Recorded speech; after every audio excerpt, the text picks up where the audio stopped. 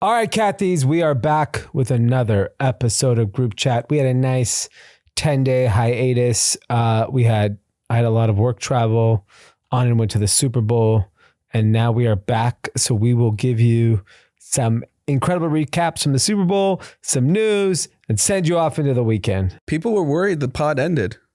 I got some texts. Well, I mean, it's good to know we were missed. It's nice to know we were missed, indeed. What was the Super Bowl like? A very interesting experience because it's the first year that you didn't go in a long time. Our crew wasn't there. Yeah. So I was kind of like a lone ranger. And obviously, so I got there Friday and the Hwood guys are busy with work. Yeah. So like they can't hang. Yeah. And then all our close friends that work for Kendrick, they can't hang. Yeah. So I was just by myself. You're a Joe fan. Yeah, Joe fan. Just grabbing a tall boy and just walking around. And so Friday got there, got to see some people during the day. But what the fun thing about the Super Bowl is, like you just run into people. So like I was hanging out with Gilly a lot. Oh, nice. Saw Jaleel. Yeah. So went to the Hwood party. Always amazing. They obviously had everyone there. Yeah. Chainsmokers are actually incredible live. Yeah, they are great.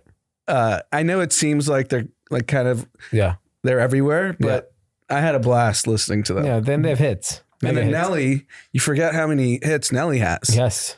Fresh off the inauguration. Fresh off the inauguration, correct. So Hwood was great. And then just a general kind of sense of the weekend. So I was pretty much a lone ranger, like I just said. The big takeaways, it was a military lockdown. Every block in the French Quarter had National Guards, Marines, Secret Service, because obviously... Yeah, I mean, obviously, given what happened. And everyone knew the president, he announced that he was coming. Yeah.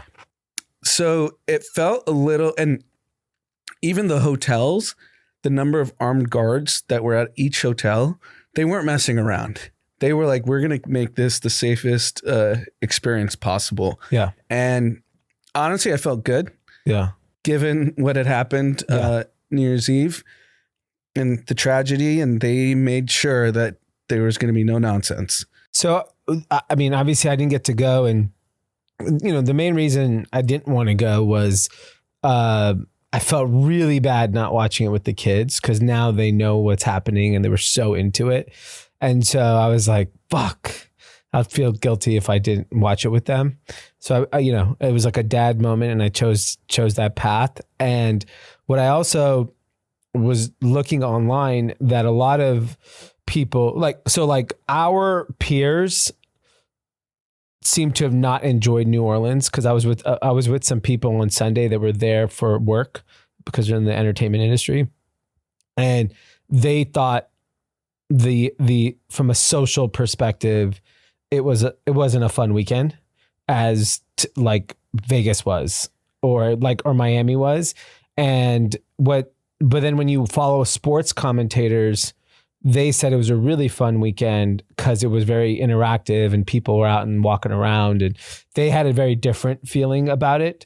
I think if you're like LA, New York, used to a certain vibe and crowd, that probably doesn't exist. I think it was for the diehard sports fan. It was amazing because it's so compact. Yeah. And, we're sitting at the lobby. You see every player that's not in the game. Yeah. So we were literally sitting at a bar before the game and Marshawn Lynch is right next to us. Yeah. Right. And those are things sports fans want to see. Yeah. They want to, because every player is there. That's my point is that I think from a sports fan's perspective, they really enjoyed it.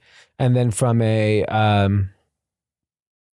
I don't know, just like LA, New York elite. And if you want to eat healthy, it's literally impossible. Yes. That's a friend of mine who's on a strict diet or whatever. The competition. He's like, it's a nightmare here. Yeah. All I had were biscuit and egg sandwiches the whole weekend. There's nothing else to eat. And I mean, I think Louisiana and Mississippi are two of the most obese states. It tracks. You can't get a smoothie. No chance. You're getting a smoothie. You get a beignet. So Eric Deluxe was out there. That was fun. So I got to hang out with him, but he was also working. And then Saturday I went to the Fanatics party. Yep. Solo is great. You can move around easy. Yeah. Because that's a tough party to get into. Yeah. And Terj was able to just like send a text and he's like, he's solo. And they were like, no problem. Yeah. Like if I was with 4 people, impossible. Yeah, dead. Fanatics is like a zoo of famous people. Yeah. He's very particular on how he curates the party. Michael Rubin is. Yeah. And obviously he posted and you see everyone walking around and he does a great job of the audience of the party or the goers. It's not crowded. Yeah. You can walk around easy. Well, he's got his corporate partners. Yep. Because you see every major exec there. You got the NFL owners. You got the rappers, the athletes, the actors, and then the IG kind of famous people too. Like he's got it all. Yeah, and given who performed, that party typically would be stacked if like another group threw it. Well, yeah, but he doesn't care about having it packed. Yeah, he just gets the footage to use. Yeah. So like Ludacris performed, Ciara performed, Travis Scott performed, Post Malone performed. Like, where are you seeing that? Yeah, exactly. And the average person can't get it. No, there's no average people. No average people. I mean, that was fun because I went solo, but I ran into everyone that we all know, right? Like, it was a fun event. And then Saturday night, because I was solo, like people were texting and I just went to sleep. Yeah. Might as well have a big day. Big day. And then the game we went, Amanda came in on a Sunday morning. I think. Could you walk to the stadium? Once you get to the French Quarter, you can walk. Okay. Yeah. It's a mile and a half, 10-minute walk, 15-minute walk. Okay. And the game's always fun. And it's one of those things that once you've been a bunch, you just feel the moment. Like you feel that the whole world's watching this game. And there's like an aura around the stadium that it's like you just can't describe. You just feel the magnitude of the moment that when the national anthem comes on and the players are crying it was a dome. So they had to fly over above the dome, but they showed it in the stadium. I don't know how it was on TV. Dome. What's that? I forgot. Cause we see the plane, but then they showed the soldiers and military bases and around the world and like everyone saluting. And it's just like, it feels like so special, obviously, a game of that size. And I think most people thought like, oh, that was a terrible game. You must have had a miserable time. To be honest, like it was mostly Eagles fans. I mean, I've never been to a live Super Bowl and we've been to blowouts. Yeah. They're all fun. They're all fun. I mean, you're at the Super Bowl. Yeah. It's my thing that I never understood. I was telling someone like when the Bengals played the Rams, I don't think the Bengals had been there in, 200 years or whatever it was. And people are leaving in the fourth quarter. I'm like, where are you going? Back to Cincinnati? Yeah. The Chiefs fans are leaving in the fourth. Why would you leave? Like first of all, the trip costs a fortune. Yep. Regardless, it's fun. Like even like I was sitting at home and I sat and watched the Eagles ceremony. I'm like, well, yeah, why the fuck not? We stayed through the championship, especially because you didn't have to worry about getting a car because we're walking back. Yeah. But even I don't think we've ever left. No, we've never left. The only Super Bowl we left was the New York one because it was too cold. Yeah. Because we were freezing. Yeah. And we just we got to get out of here. But like 15 years of going to the Super Bowl, like never did we ever leave early because it's fucking awesome. Like I was rooting for the Eagles, but obviously I have no ties to the Eagles. But But you see the passion they have. And obviously it was a blowout. And it was fun to watch them. Yeah. That they were so excited. Everyone's high-fiving each other. Yeah. They're giving each other hugs because I know the Eagles won a handful. 2 years ago. That was the Foles Brady. Oh yeah. They lost to the Chiefs 2 years ago. Yeah. And the joy that they probably going to tell their kids about for generations. Like I was at that game. We beat Mahomes. Yeah. It was cool to watch how excited people were. Yeah. And it was a blast. Yeah. And let's get to the most important thing, the halftime show. Halftime show. Big on TikTok. Big on TikTok. My entire algorithm is the performance. Yeah. And it seems it's interesting because he actually did so many subtle things that I would have never caught, which I didn't catch when it was going on. I don't know on TV if you could catch it.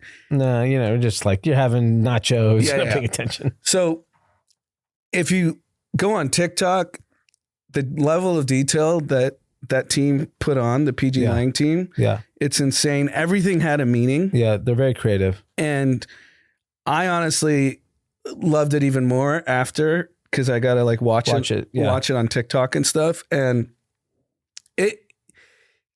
God, if you're Drake, that is the biggest L. The whole world's watching. Yeah.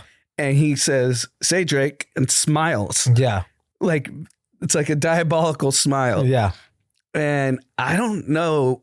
I know he's on tour in Australia. Drake is. How do you come back from this? So he has an album dropping this week too. Yeah. I think like financially he's going to make money forever. Like, his catalog if he sells his catalog, then he's in trouble. Yeah. Because anyone will buy it. Yeah. Because those old songs will hit forever. Like, look, I think just to end cap, the Kendrick show was awesome. The amount of effort they put into it was really well done. The viewership, I think at halftime was 133 million people. I think 135. I think broke the record. Michael Jackson was the next highest. Yeah. So I think got people's attention, which was what halftime shows are supposed to do. And obviously his music spiked. It did its job.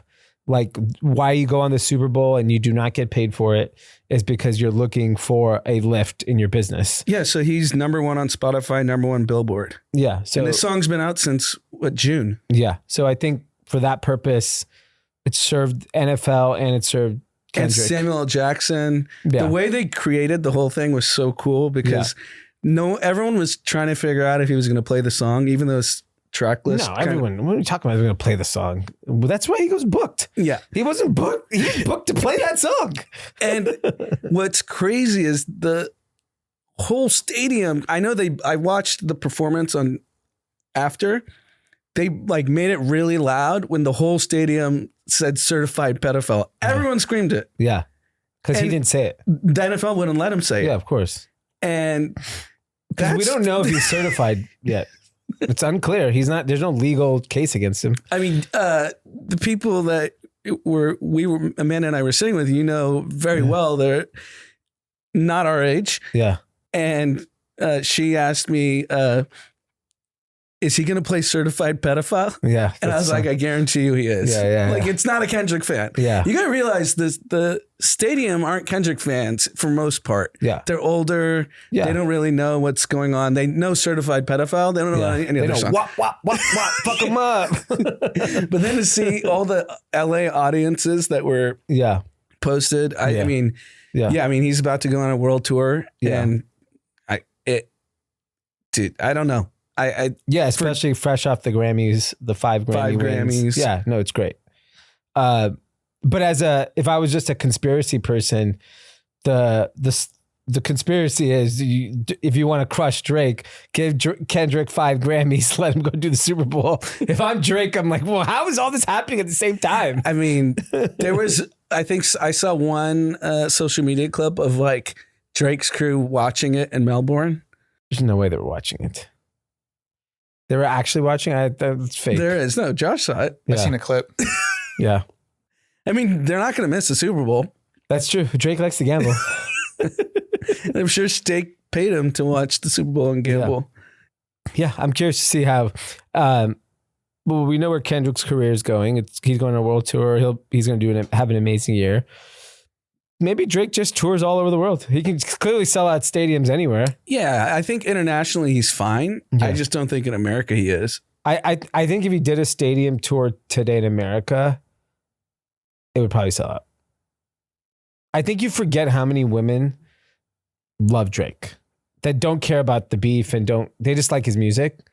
That I think they would just like, it would just be a stadium full of. I would love for him to test it out. Yeah, I think he'll have to at some point. I don't think he's doing it this year. You don't think the entire 25 he's not going to do a US date? No, absolutely not. If I was managing him, I would say don't do America. Go do Europe. He can do Asia. He never goes to Asia. I don't think he never had to.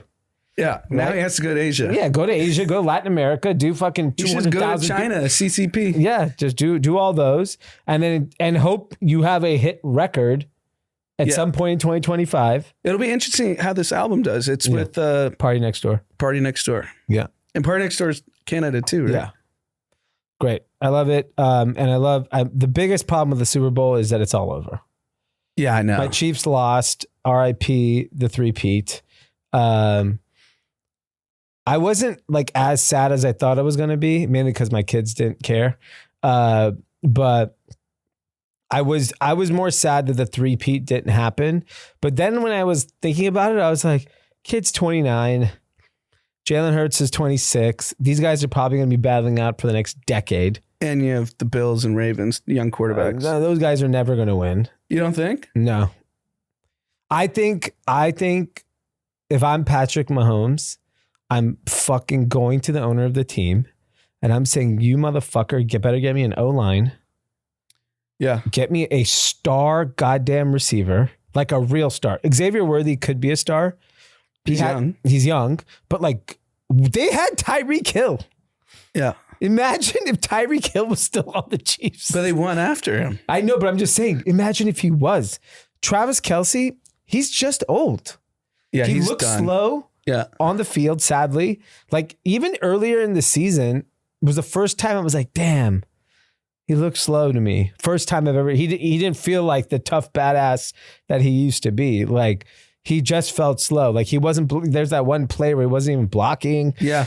Like there's a lot of that. I mean, and then he couldn't get open. Yeah, and he couldn't get open, and a couple drop passes. That was his whole magic. Yeah, that he just plays backyard football, is what they say. Like he doesn't even run the route; he just gets open. Yeah, but you have to be. Maybe he was hurt. Who the fuck knows? Everyone's hurt at that game. Yeah, no one's healthy. Yeah, I don't think Patrick Mahomes was hurt. I think he just didn't have any time. He got eaten up every play. Yeah, no, I mean, just bulldozed. All the takes are great. How is Brady on the telecast? I've heard mixed reviews. Yeah, not great. He mumbled words a couple times, which when you do that game, you cannot do. If I'm watching Sunday Giants Jaguars, I don't give a fuck who's talking. He there was some highlights. I know you went to a viewing party. Yeah. Did they have, so obviously they had the sound, but you could hear everything? Yeah, because it's not loud or whatever. No, it was really loud. It was so loud in this room. It was insane. I heard everything. Okay. But like, I also think the game itself didn't help his cause. Like if the game was closer, he was giving a lot of insight, but then at the end of the game, it was such a blowout that like, he was just talking about, he's going to bounce back from this. He's going to be in the gym tomorrow, like whatever. Like it was more of that because there's nothing to talk about. The game was fucking over. The game was over fourth quarter. Yeah, so Brady's year one of a $375 million contract. Yeah, I think he'll get better. He cares too much. He's probably reading all the comments, writing notes, and then he has a commentator coach, and he goes, all right, these are things we're going to fix this season. Yeah. He's maniacal. So interesting. Anyways, 127 million viewers, biggest, most watched Super Bowl ever. And so I never get to see the commercials. Yeah. Horrible. Okay. All of them. I didn't see one commercial that I do not remember one fucking commercial. You remember one? Yeezy. I remember Kanye's commercial. Do you want to just get into that real quick? Yeah. So I don't know what happened, but over the weekend, Friday, I think, Thursday, Friday, Kanye started tweeting. And it went from like, just usual nonsense to full on anti-Semitic, anti-fat people, he's kind of fat, transgender, anti everything you could think of. Anti-Dave Chappelle. Anti-Dave Chappelle. Just went on a complete tirade and very pro-porn. Yes. Pro-Hitler. pro Hitler, pro porn. He just started posting porn. Yeah. I had to unfollow. It was too much. Yeah, same. It was disgusting. I don't want to see that on my goddamn page. And like you're out and about and you just like, you can be on the street. I was on a plane when I was seeing this and Haley was like, what are you looking at? And I was like, just Kanye's tweets. So here's the biggest problem. Obviously, he's off the reservation, and I don't get why people still like him, because I think the youth still does. This doesn't affect the youth. Yeah, maybe. I think to a portion of it, yeah. And if you're Fox, you can resell that inventory ASAP. Well, I don't know why they, knowing the risk. Because anyone knew Friday, Saturday, he was tweeting all this crazy ass shit. Yeah. That's anti-Semitic, anti-gay, anti-trans, That's true. You knew by Saturday night that just resell that ad. Yeah, you know who's ready? Pfizer. Everyone's ready. Yeah. The thing sold out in like record time. Yeah.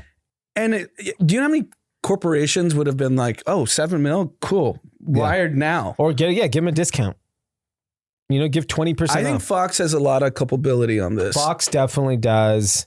And what was your upside when you saw it? Everyone saw it. The whole world saw it. And so what happened was he tells everyone go to Yeezy.com, but in that 24-hour period, when he went on that super anti-Semitic rant, he started selling a white T-shirt with the swastika on it. And if you don't know, if you're too young, that is the symbol of Nazi Germany, where they killed 20 million people. Incinerated. Yeah. And so it is an insane symbol to post and then sell product on. It took Shopify 48 hours to shut down a site. Why did it take 48 hours? You could pull the plug immediately. The other issue I don't understand is even on X, there are terms and conditions of use. Yeah. Hate speech. Hate speech. Hate speech is not free speech. Yes. And I know he's gone now. I don't know if it was deactivated. They shut him down. He's gone. So he's now like off of Shopify. I don't know if he's off of Shopify for selling swastikas or for being anti-Semitic. It's unclear. So I'm curious to see. He's obviously probably going to disappear now for a few months. This is what he does. Yeah. When he comes back, to me, the biggest impact is Shopify. He can make money there. That is a big... That was his last lane. No retailer can carry his product. No retailer can carry his product. So if you were to go on Fairfax, you would see Yeezys, kids wearing Yeezys nonstop. Yeah. Kids, adults, Jewish people. People are still wearing the product. I don't think that goes away, but I think... He just has nowhere else to sell now. Yes. Well, he has to go to like an e-commerce platform that'll let him sell. There's plenty, right? Shopify is not the only place to sell product, but it's the easiest. You could sell on Wix.com, but they'd have to allow it. That's an Israeli company. Yeah. Yeah. I mean, I think Fox, big loser of the week. You can't. They will claim they're the winner too, because they got so many views. Yeah. It's just, I mean, but ultimately, like, I think X should have kicked him off sooner. Elon was egging him on too. I don't know if you saw him. He was retweeting some of the tweets before it got really crazy. Yeah. The more like the dumb shit. Yeah. And then I think X could have kicked him off sooner, and Shopify could have kicked him off sooner. And Fox didn't need to run the ad. No, like, I don't even know why he would risk running that ad. There's so many people that would have bought that ad spot immediately. Because I bet you they had to turn down people. Yeah. Ozempic. Anyone. Any GLP-1. Yeah. Any multi-billion-dollar company would have taken that spot. I think on the commercials, like, I know like the production value and they were like interesting stories. I think TikTok has ruined my appreciation for manufactured commercial, because on TikTok, it feels organic. Like, I'll see someone in their kitchen making something and they're inadvertently selling the appliance. And I'm like, I want that appliance. I want that fucking blender. And that was a better ad than like the Ben Affleck Dunkin' Donut Yeah, so like nonsense. I tried to consume all the Super Bowl content afterwards, and all I saw were streamers reacting to the Kendrick performance. I didn't see one replay of any ad. I haven't seen one ad. Yeah. They weren't good. They sucked. Because if it was a good ad, it would go all over social. The only ad that everyone remembered was Yeezys. Yeah. Nobody remembered any of the other ads. Fucking horrible. Yeah, but they're going to spend $8 million next year. They spent 6.5, 7 this year. Yeah. Yeah. I think I saw one guy on Twitter post something really good. He goes, if any company that bought an ad and said, okay, we bought 1 minute ad, you guys can go have a bathroom break, that would be the best ad of Super Bowl. That's a good one.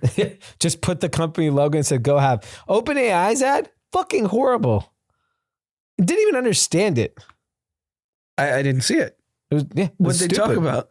Nothing. They put all these weird balls together and arrows and pushing forward and nonsense.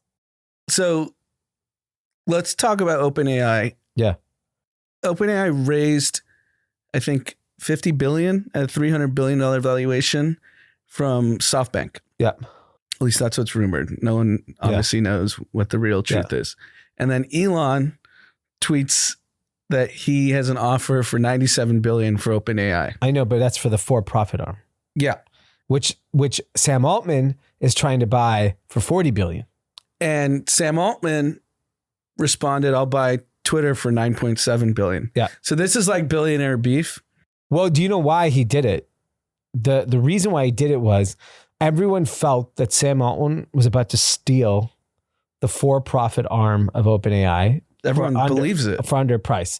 So Elon knows that's not kosher. He knows he can get 97 billion rounded up in probably 10 minutes.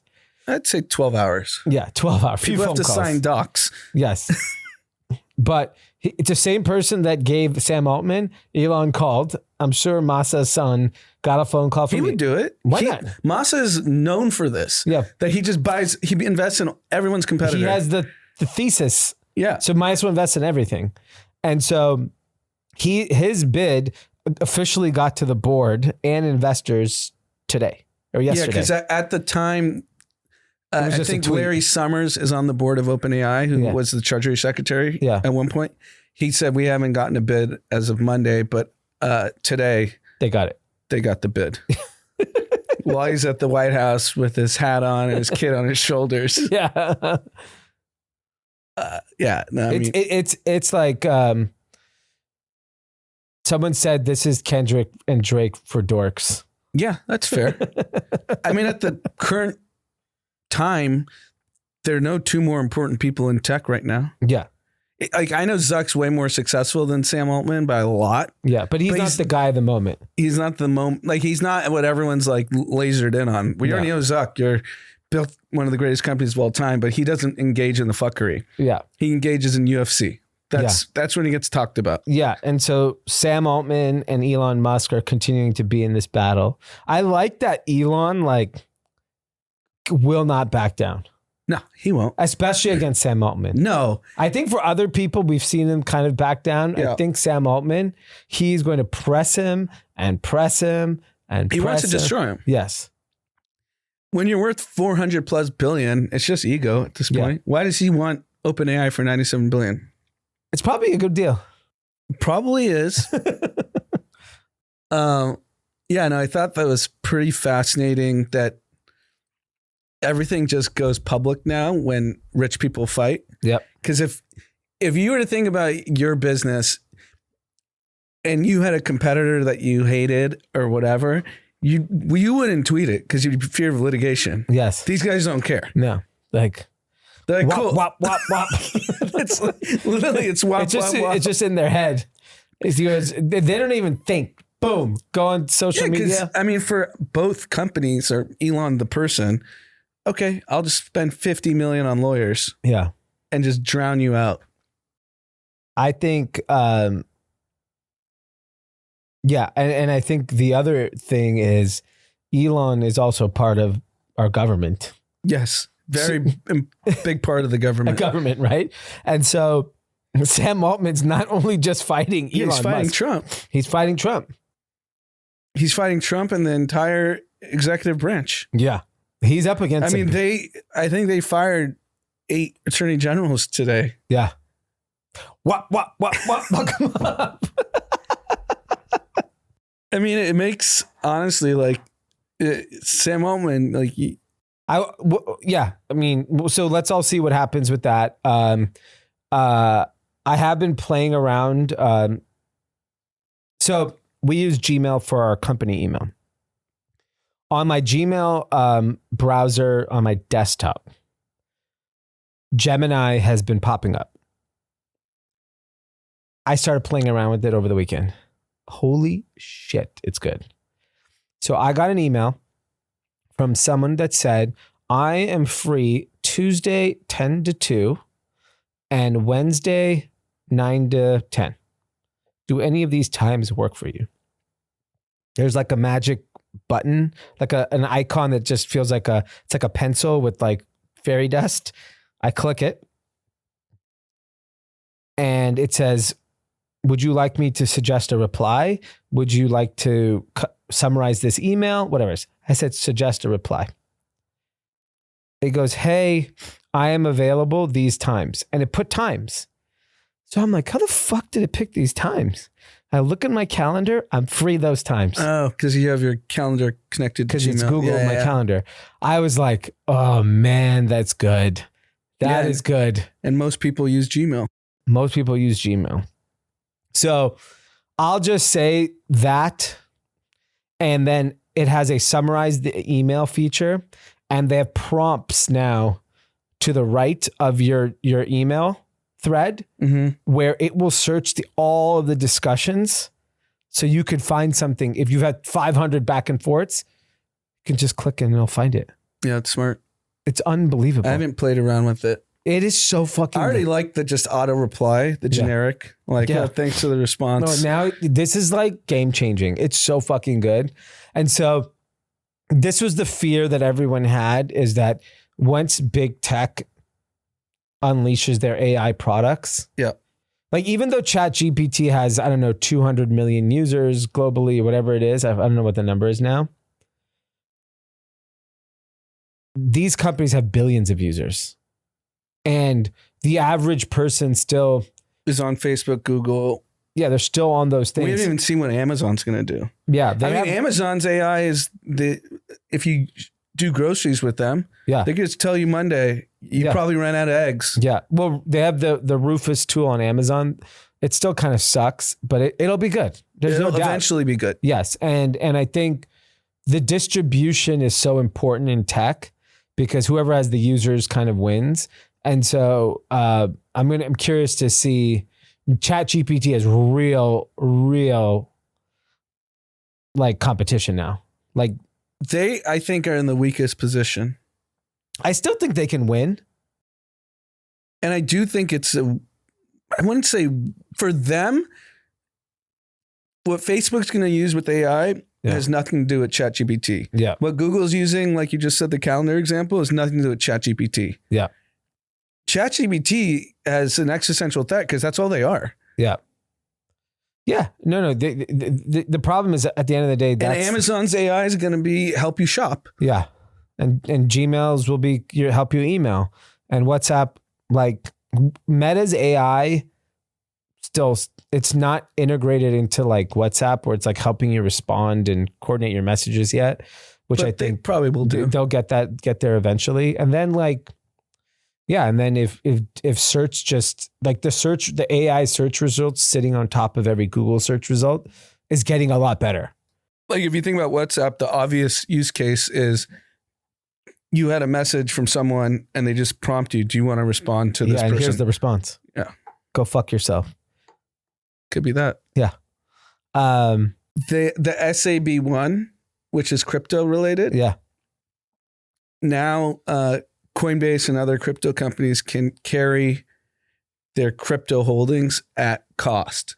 So Bitcoin's like 95,000 right now, 96,000. Before you had to take a haircut because of the volatility. Now you get to carry it on your balance sheet as cost. Okay. That's good. That's great for lending.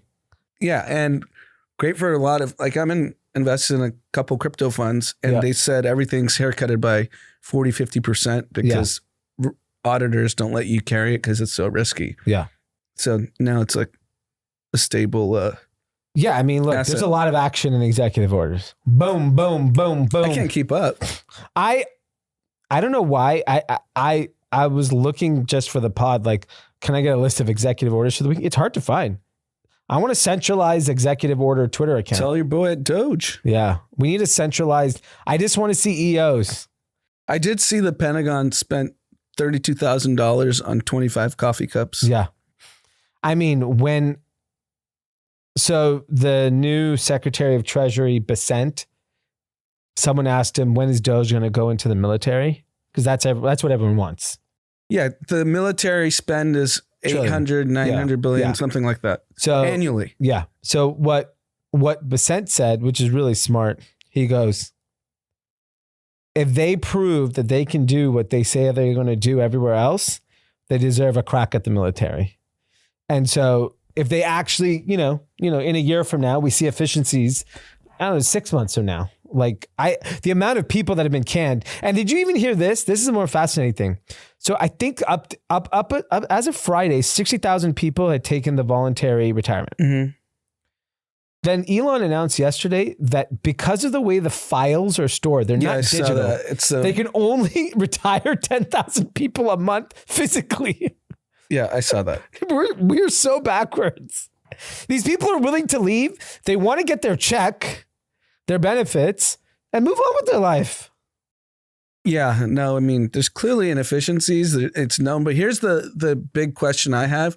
So Vivek Ramaswamy, who was part of Doge and got kicked out ceremoniously, said Doge ends July 4th, 2026. Yeah.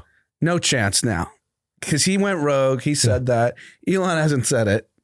I think Doge is all 4 years. I think it should be forever. Like after Trump, it should be there. Someone needs to keep an eye on these people. You, when the mice are away, the cats will play. Yeah, vice versa. As long as the data proves out, then yeah. And I just think when you move fast and heavy, things get lost and people will get hurt. Programs like Medicaid, Medicare, food stamps, like these things really, this is how people live. Yeah, I agree. And it's just the cost of, unfortunately, change that they should get rid of, like $32,000 for 25 coffee cups. That they should get rid of. No, I think the internal waste is obviously the biggest problem and how they spend in all these departments. Yeah. And I'm saying on our own soil, forget the aid. That's a whole nother. And I think there's an opportunity for the federal government to cut their footprint in real estate. They probably have so many fucking buildings and leases all over the country that and it's been known they're fucking empty. Yeah. Federal buildings empty everywhere. Sell it. Or repurpose it. Repurpose it. Make it housing. Yeah, like, but I don't want the federal government building housing. I'd rather get a developer to do it that is profit driven. They'll make the best experience. They'll move the fastest. We don't want federal government building things. No, I agree with that. And I think most offices in all major cities are still empty. Yeah. San Francisco currently, even with this AI boom, they're actually a huge loser. If like a lot of AI companies are going out of business, or they will. Yeah. Because now it's all open source because of DeepSeek. It's 35% occupancy in San Francisco city office space. Wow. You go bankrupt. Yeah. Yeah. And I think the key is that we got to repurpose that and you got to privatize it. I do want my other favorite EO. I had two actually, because we were gone for 10 days. The United States Sovereign Wealth Fund. Yeah. I'm a fan of that. Who's going to run it? I think you have to pick Mark Andreessen. He should run it. For every 2 years, it has to change. And it's got to be, and you had to be worth $1 billion. Yeah, I agree with that. You have to be over $1 billion. Yeah. Like you have to be a successful, and it should be like a pride job. You know how like ambassador is like a figurehead and it's a pride job, but it's like, maybe it's 4 years. I think 2 years is probably too short. And you have to make them divest everything. Yeah. Or just can't invest. Your shit gets locked in a trust or escrow. Well, that's the because if they divest everything, they're going to do it because they get tax free. Yeah, that's like John Paulson, who ran the Treasury under Bush during the financial crisis. Yeah. He had like, I think 400 or 500 million of Goldman stock. Took the job because it's tax free. Yeah. That's what I'm saying. I don't like the divest. I think it needs you have to be in the that's whatever level of the cabinet where you get the tax free hustle. Yeah.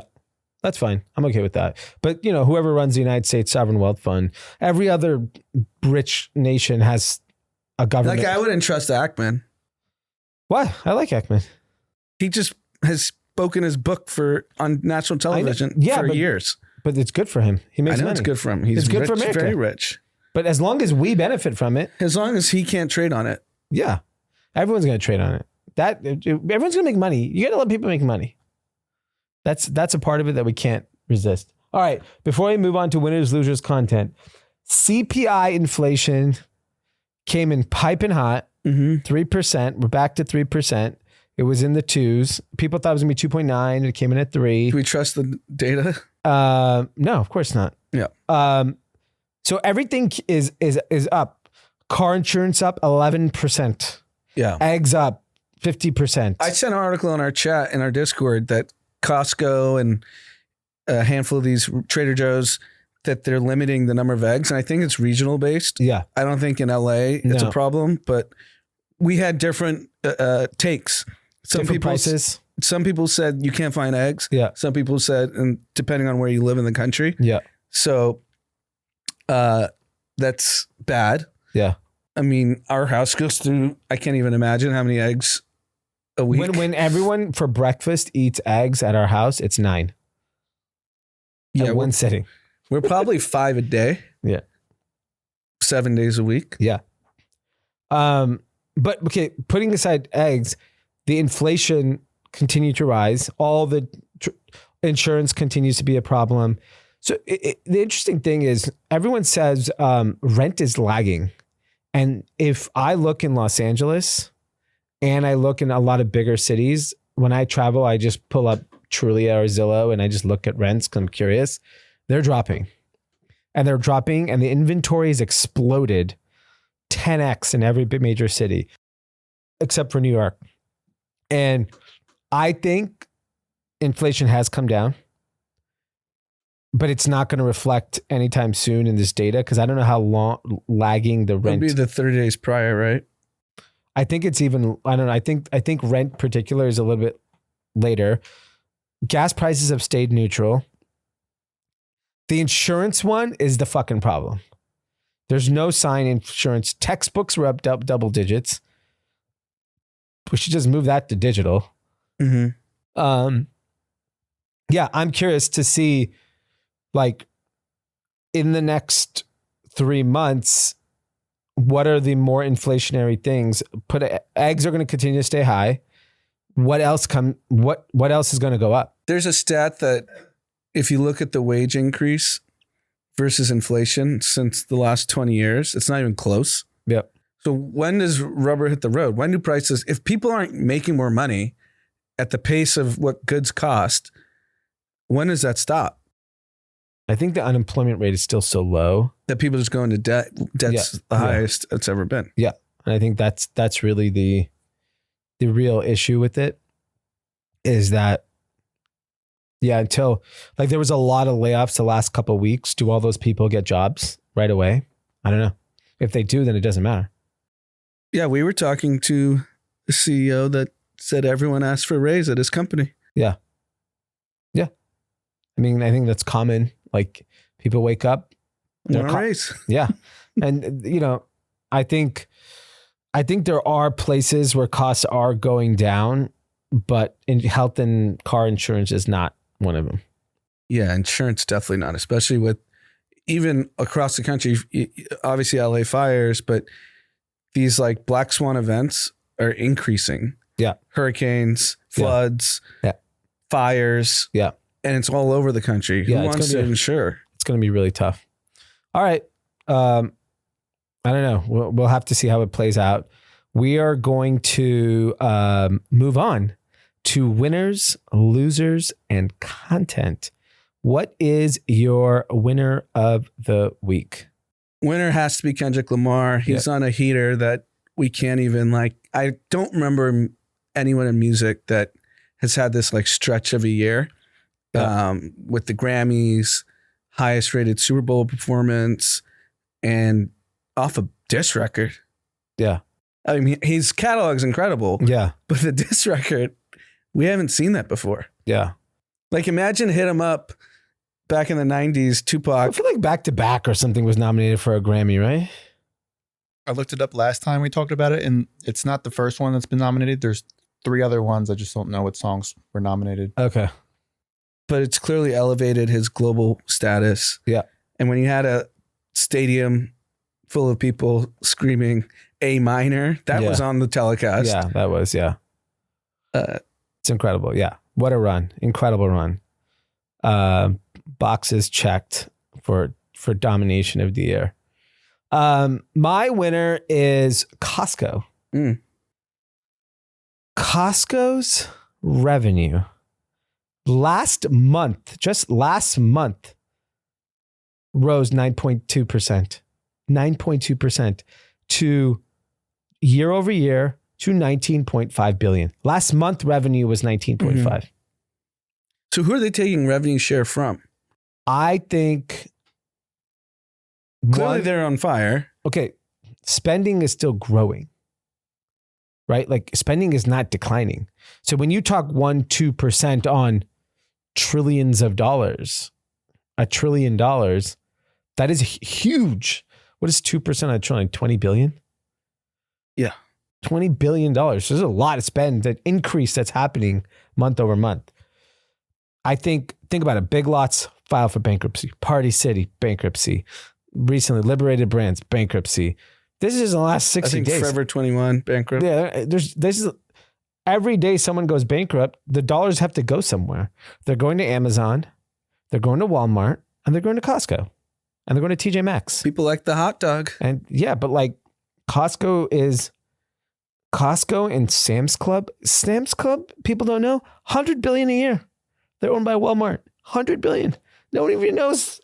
No one pays attention to them. $100 billion retailer revenue. So they're 25% of Walmart's revenue? Yeah. Yeah, it's big. It's it's not in conversation. No. That's crazy. It's insane. So they're my winner. These club stores, these discounters that are operated right, like TJ Maxx, Costco, Sam's Club, they're another planet. And they're all brick and mortar. Right. That's crazy. Loser. City of Dallas. They're in shambles after trading Luka. The fans are in disarray. They booed everything the last Dallas game. Yep. And the general manager is getting death threats for trading Luka. Yep. It's equivalent of trading Kobe Bryant at his peak. It's insane. And then Anthony Davis got injured. He's out for a month. Yeah. So the Dallas fans, you're trading someone that I was listening to random sports pods and people named their kids Luka because of Luka. I know Luka's kind of a popular name now. Yeah. But in Dallas, their pets are named Luka. Their kids are named Luka. Because you thought he was going to be in your life forever. And he was pretty sad too. He was very sad. Yeah. He seemed betrayed. Yeah. I think he's smiling on the bench now. Yeah. Now he's happy. He's in LA. And for him, it's great. For him, he's the future of the franchise. It's future of the city. Yeah. There's only been a handful of Lakers that are the future, that run the city. Yes. It was in the 80s. It was Magic. It was Kareem, then Magic. And then, they had those bad years. Then Shaq, then Kobe. Kobe for 20 years. And then LeBron. And now he's 25. It's his. Yeah, it's his for the next 15 years. So sick. Good for him. Good for the city. Yeah.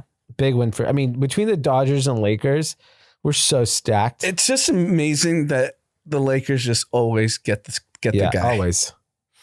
All right, let's see how the season goes. Hopefully they do well in the playoffs this year. Yep. Moving on, my loser is Nike. They're They're struggling. Their business continues to struggle. Did they release earnings? I think they're about to. And I'll tell you the shocking thing. Skechers grew 12%. Yeah, they're always growing, huh? They did $2.21 billion in sales last quarter, 12.8 increase. They expect 2025 revenues to be $9.8 billion. And they still think the stock fell because that was a disappointing outlook. On cloud, on fire. Hoka, on fire. Skechers, on fire. Anta, the Chinese company, just launched in America with basketball shoes, Kyrie, on fire. They are up against a very, very tough competition for the first time in a long time. The thing that so they did a Super Bowl commercial. It was featuring all women's athletes. I'll tell you what I liked about it and disliked about it. I liked it that I think they realized they can't beat in men anymore. Yeah. Is Caitlin Clark Nike? Yes. So they're banking on her. Yeah. Because I would say she's Nike, right? I think she is Nike. Caitlin Clark is top 5 most famous athletes in America. Yeah, she could Tiger Woods the women's movement on Nike's end. And I think like they have to go in on women's because that might be their only edge because they don't have the edge anywhere else. They don't have it in running. They don't have any of the basketball players kids like I don't know. I think it's going to be a tough, and they don't have the product. That's the other problem. Yeah, I mean, if you just look at, he's got Jordans, Josh does, but no one else is wearing Nike. Yeah, Nike in our office is either some rare. So if I just generally look when people are out and about, I see Asics, I see New Balance, I see Hoka, and I see On. Yeah, that's it. Those are the 4 hottest shoes. Yeah, tough for them. Yeah, content.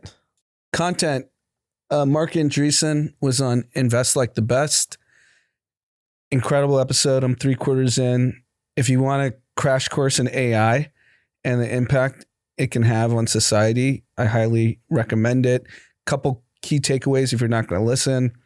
The DeepSeek open source thing, he thinks it's the most transformational thing to happen because even if you're not going to use it because you don't want Chinese to have your data, the code's out there and you can build on it. Yep. And universities that thought they didn't have the money to keep up with research because of AI, now it's a 30th of the cost. Yep. And there's a lot of like great tidbits. AI is obviously the talk of town everywhere. I would recommend listening. He speaks really fast, so you might have to listen to it twice. Yeah, I think they sped it up. I listened to 5 minutes of it. And he usually doesn't speak that fast because I've listened to a handful of his interviews, but it was good. I haven't listened to the whole thing. I've listened to very little of it, but it was so far so good. I liked it. And he's anti-Sam. It's very clear. Obviously, his guy, Elon's his boy. Yeah. All right, cool. My content is, I'm not traveling this week, so I got home and I kind of don't have any night meetings this whole week so far. So Haley and I started watching a show last night. Nobody Wants This.